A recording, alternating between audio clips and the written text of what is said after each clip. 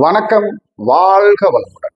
அன்பர்களே, 2/11/2029 இந்த தேதியில பிறந்தவங்களுக்கு பொதுவா எப்படி இருக்கும்? பொதுவான காலங்கள் இந்த தமிழ் தேதியில பிறந்தவங்களுக்கு பொதுவான விஷயமா எப்படி அவங்களுடைய சூழ்நிலையில எல்லாம் கடப்பாங்க அப்படின்னு ஒரு பொதுவான பலன், பொதுவான பரிகாரம். அந்த பொதுவான பலன் பரிகாரமே பல யோகங்களை தரக்கூடிய அமைப்புல வரும்.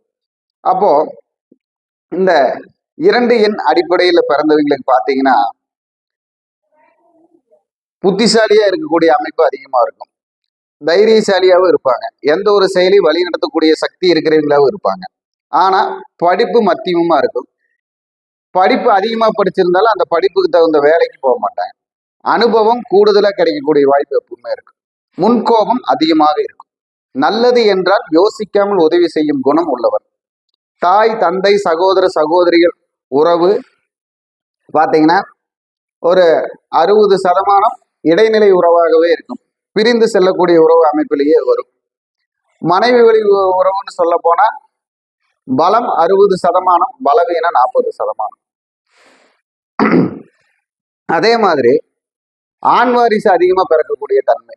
பெண் வாரிசுகள் இருந்தா மகாலட்சுமி அம்சமும் சக்தி அம்சமும் இருக்கக்கூடிய அமைப்புல இருக்கக்கூடிய பெண் வாரிசுகளால் யோகம் வரக்கூடிய தன்மை அதிகம்.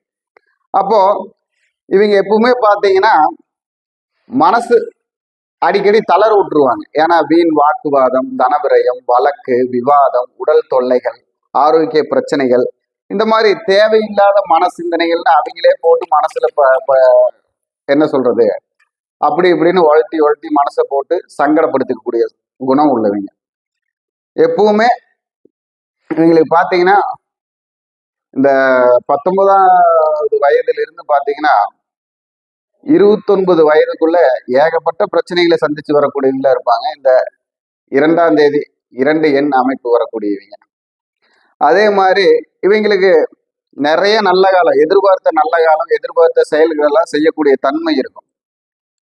அப்போ அதுல பாத்தீங்கன்னா ஏதாவது தடை வந்து சின்ன சின்ன தடை தான் வரும். ஆனா அதுக்கே மனசு இலகிடுவாங்க. அப்ப அந்த விஷயத்துல இருந்து பின்மாறக்கூடிய சக்தியை யோசிப்பாங்க.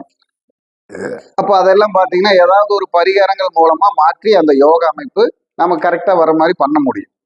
அப்போ ஏன்னா அவங்க தொழில பார்த்தீங்கன்னா கண் திருஷ்டி மூலம் வீண் விரயம், அதே மாதிரி வீண் பழி, வாகன பழுது, ஏன்னா சில பிரச்சனைகள் நீங்கள் எதிர்கொண்டு கொண்டே இருப்பீங்க. உங்களது பிரச்சனைகள் தீர்றதுக்கு பார்த்தீங்கன்னா மேக்சிமம் ஒரு 60-70% திருச்செந்தூர் முருகப்பெருமான் உங்க ஜென்ம நட்சத்திரத்துல போய் கும்பிட்டுட்டு வர்றது நல்லது. திருச்செந்தூர் முருகப்பெருமான உங்க ஜென்ம நட்சத்திரத்துல போய் கும்பிட்டுட்டு வர்றது உங்க தன பிரச்சனையையும் குடும்ப சுகத்துக்கும் நல்ல ஒரு வாழ்வு வளம் பெறதுக்கும் துணையா இருக்கும். அதே மாதிரி வெள்ளெருக்கம் வேறு, நாயுருவி வேறு, இது ரெண்டையுமே வீட்டுல ஒரு சிகப்பு துணியில ஒரு உங்க கழுத்தளவுக்கு உயரத்துல வச்சு டெய்லியும் அதுக்கு முன்னாடி தீபம் பற்ற வச்சு உங்க குலதெய்வத்து பேரையும் உங்க இஷ்ட தெய்வத்து பேரையும் சொல்லி கும்பிட்டுட்டு வந்தா, விநாயகர் பெருமானையும் கும்பிட்டுட்டு வந்தோம்னா கடன் பிரச்சனை, காரிய தடை, முன்னோர்கள் தோஷம் தீர்ற அளவுக்கு உங்களுக்கு நல்ல ஒரு சப்போர்ட்டா இருக்கும்.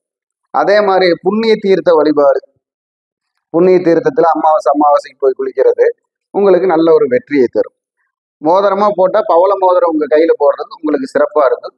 9ஆம் தேதி, 6ஆம் தேதி, 3ஆம் தேதி எல்லாம் உங்களுக்கு ஏதாவது ஒரு நல்லது நடக்கக்கூடிய தேதிகளாக இருக்கும். இதே நம்பர் 963ங்கிற நம்பர் உங்களுக்கு சிறப்பான நம்பரா இருக்கும். கிருத்திகை நட்சத்திரத்துல பழனி மலைக்கே சென்னி மலைக்கே போயிட்டு வர்றது உங்களுக்கு சிறப்பை தரும்.